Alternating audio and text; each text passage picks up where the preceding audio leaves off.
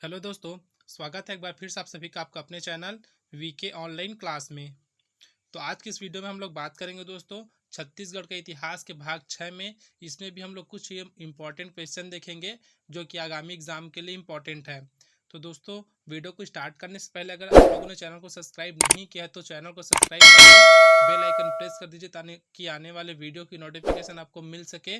साथ ही आप हमारे टेलीग्राम चैनल से जुड़ सकते हैं ताकि आपको और जानकारी मिल सके, जिसका लिंक मैं डिस्क्रिप्शन बॉक्स में दे दिया है। तो दोस्तों वीडियो को स्टार्ट करते हैं और देखते हैं आज का हमारा पहला प्रश्न। पहला प्रश्न है आज का दोस्तों हमारा, और इस सीरीज का 131वें नंबर का प्रश्न है। प्रश्न दिया है, रतनपुर राज्य में भोसला आक्रमण कब हुआ? तो चार ऑप्शन हमको दिया गया है दोस्तों। तो इसका जो सही आंसर है वो हो जाएगा ऑप्शन ए अर्थात 1741 में। तो भोसला आक्रमण कब हुआ दोस्तों रतनपुर में? तो 1741 में हुआ। अब इसके बारे में कुछ इंपॉर्टेंट फैक्ट और देख लेते हैं। तो वो है दोस्तों 1741 में भोसला शासक के सेनापति भास्कर पंत ने रतनपुर में आक्रमण कर रघुनाथ सिंह को पराजित कर उसे अपने प्रतिनिधि के रूप में अर्थात रघुनाथ सिंह को क्या किया तो अपने प्रतिनिधि के रूप में रख लिया। अब दोस्तों यहाँ तक हमारा हो गया। यहाँ से देखते हैं इंपॉर्टेंट क्वेश्चन क्या क्या बन रहा है। तो सबसे पहले है कब हुआ था आक्रमण? तो 1741 में। किन्होंने किया था? तो भोसला शासक ने। अब ये पूछा जा सकता है कि उस समय भोसला शासक के सेनापति कौन थे? तो एक इंपॉर्टेंट क्वेश्चन बन रहा है दोस्तों, कौन थे? तो भास्कर पंत थे। ठीक है। और उन्होंने किनको पराजित किया? तो रघुनाथ सिंह को पराजित किया। अब उसके बाद देखते हैं, रघुनाथ सिंह की मृत्यु के पश्चात 1745 में मोहन सिंह को प्रतिनिधि के रूप में रखा। अब ठीक है दोस्तों, उसके पश्चात क्या है, रघुनाथ सिंह का जब डेथ हो जाता है उसके पश्चात इन्होंने लोग क्या किया तो मोहन सिंह को क्या किया तो प्रतिनिधि के रूप में रखा। अब उनकी भी मृत्यु कब हो गई? तो 1758 में। अब उनकी मृत्यु होने के बाद बिम्बाजी भोसला ने प्रत्यक्ष शासन प्रारंभ किया। ठीक है दोस्तों, तो यहाँ से कुछ इंपॉर्टेंट क्वेश्चन बन रहा है, तो आप इसको स्क्रीनशॉट करके रख सकते हैं या फिर नोट कर करके रख सकते हैं।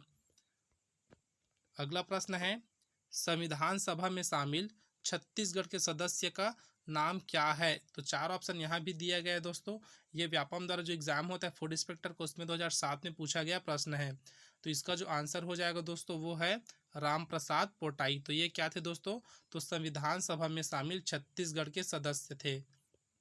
अगला प्रश्न है दोस्तों, वीर नारायण सिंह को रायपुर के जय स्तंभ चौक पर कब फांसी दी गई थी? तो हमारे पास चार ऑप्शन है दोस्तों। ये जो नाम है दोस्तों शहीद वीर नारायण सिंह मोस्ट इंपॉर्टेंट है।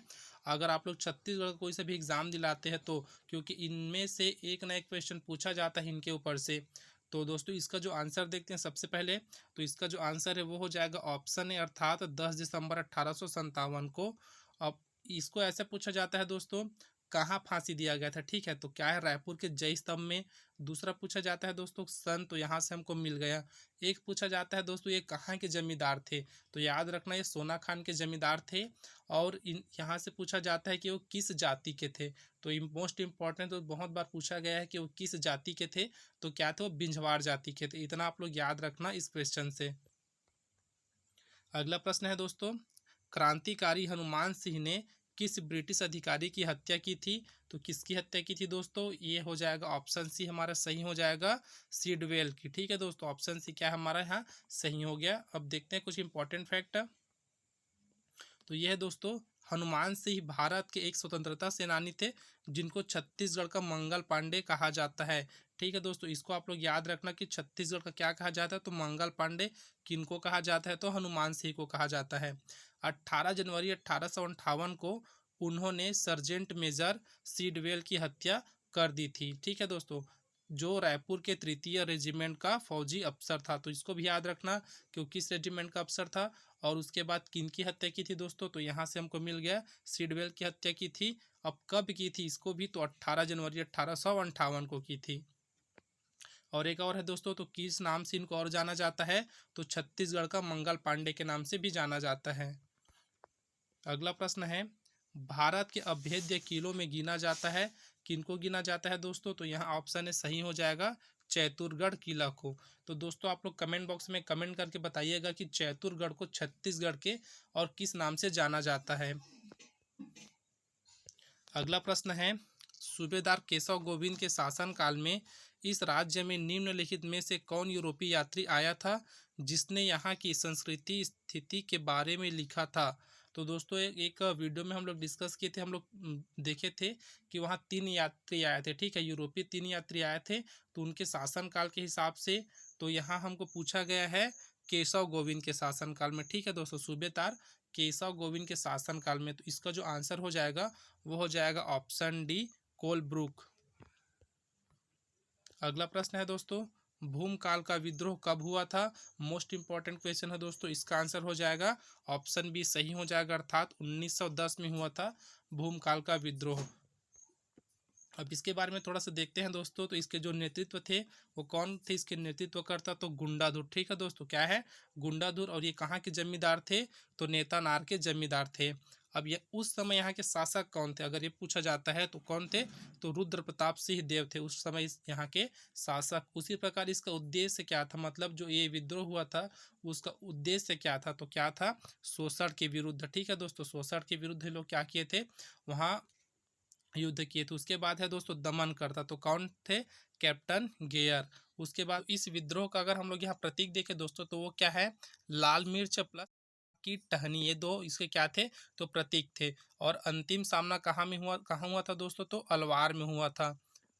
अब उसके बाद देखते हैं दोस्तों ये क्या है, थोड़ा सा और है, महान भूमकाल विद्रोह 1910 ईस्वी बस्तर में हुआ एक व्यापक एवं बड़ा आंदोलन था। भूमकाल का अर्थ होता है भूकंप या भूमि का कंपन होता है। इस विद्रोह के प्रमुख नेता थे तो कौन थे दोस्तों, इसको याद रखना कि इस विद्रोह के नेता कौन कौन थे। तो यहाँ से दिया है दोस्तों जितने लोग क्या थे, तो यहाँ के प्रमुख नेता थे, इनका नाम आप लोग याद रखना या फिर इसको स्क्रीनशॉट करके आप लोग नोट कर सकते हैं दोस्तों, मोस्ट इंपॉर्टेंट है अगर आपको कभी भी भूमकाल विद्रोह के बारे में पूछा जाता है तो।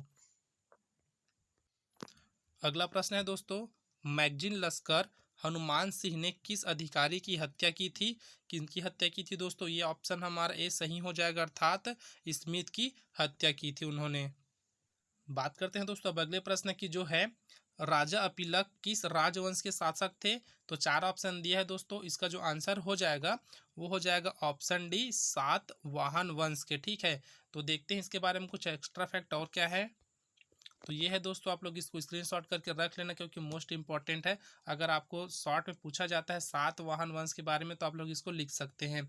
तो ये है दोस्तों, मौर्य साम्राज्य के पतन के पश्चात दक्षिण भारत में सातवाहन राज्य की स्थापना हुई। तो यहाँ से एक क्वेश्चन तो बढ़ रहा है दोस्तों कि किस साम्राज्य के पतन के पश्चात सातवाहन वंश की स्थापना हुई, तो आपको बताना पड़ेगा वहाँ मौर्य साम्राज्य के पतन के पश्चात। उसके बाद है, दक्षिण कोसल का अधिकांश भाग सातवाहनों के क्षेत्र में था। इस वंश के शासक अपने को दक्षिण पथ का स्वामी कहते थे, इसको याद रखना दोस्तों, ठीक है, क्या बोलते थे, दक्षिण पथ का स्वामी कहते थे अपने आप को। इस वंश में अनेक शासक साम्राज्यवादी प्रवृत्ति के थे। सातकर्णी प्रथम ने अपने राज्य का विस्तार जबलपुर तक किया। यहाँ से एक है दोस्तों, कहाँ तक उनका विस्तार था, अगर इनके अनुसार देखें तब, ठीक है, तो कहाँ तक, जबलपुर तक। इस प्रकार त्रिपुरी सातवाहनों के प्रभाव में आ गया। अब उसके बाद है दोस्तों, थोड़ा सा और देख लेते हैं, वो क्या है, सातवाहनों के प्रभाव में आ गया। उसके बाद है, सातवाहन कालीन सिक्के बिलासपुर जिले में पाए गए हैं।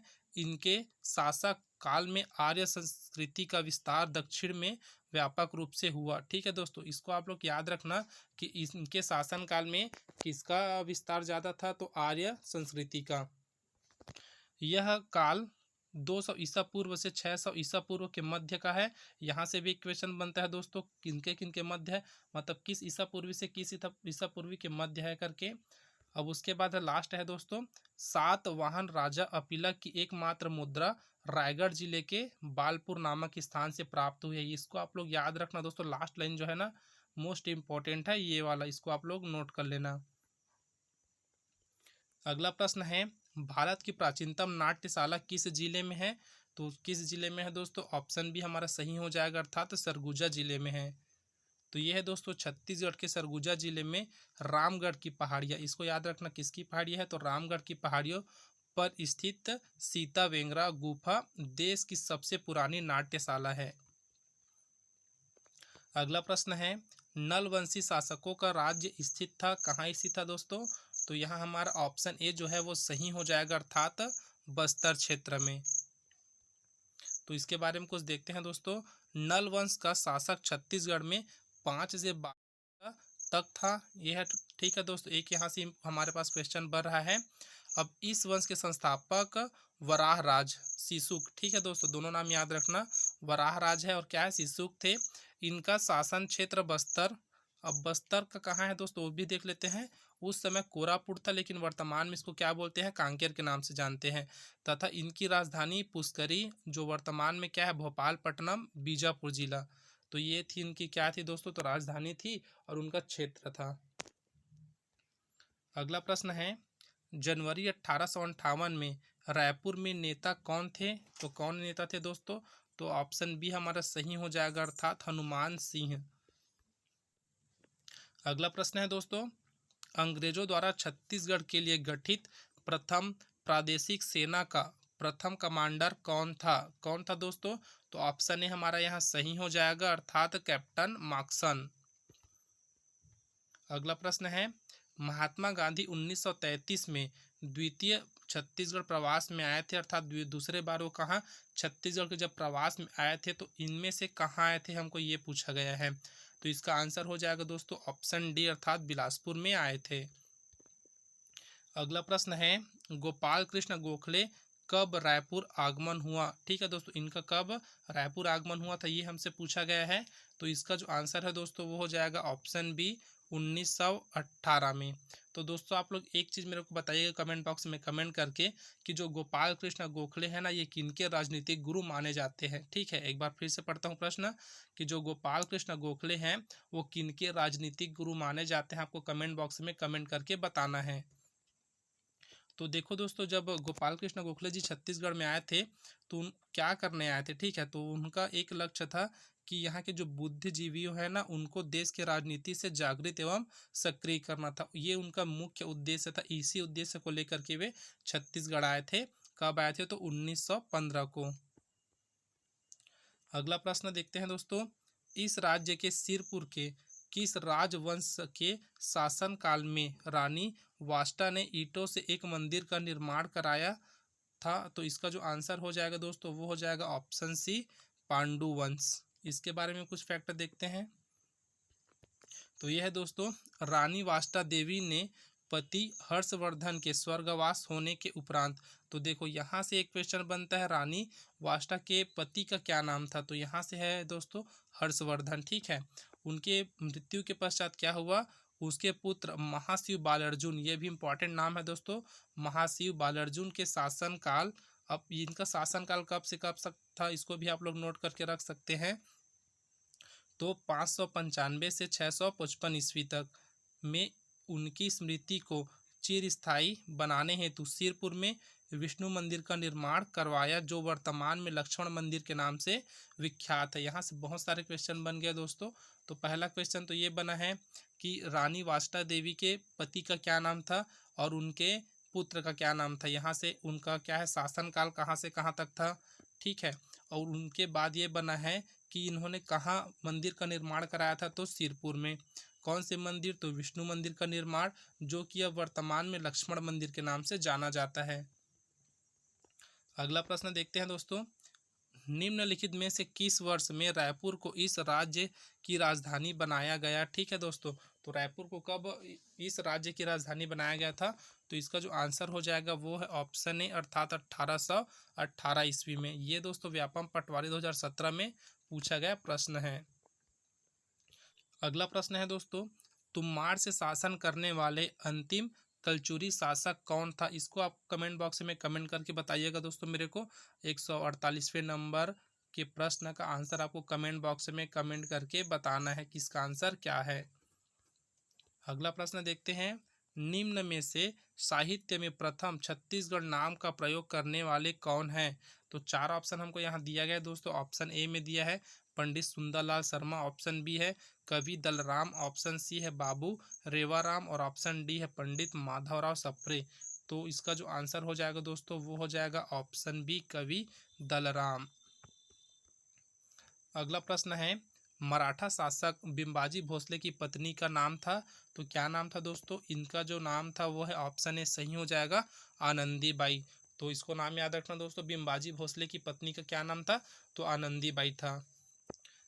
इस प्रकार दोस्तों आज के वीडियो में बस इतना ही। वीडियो अगर आपको थोड़ा सा भी हेल्पफुल लगता है तो वीडियो को जरूर लाइक करें, साथ ही अपने दोस्तों में जरूर शेयर करें।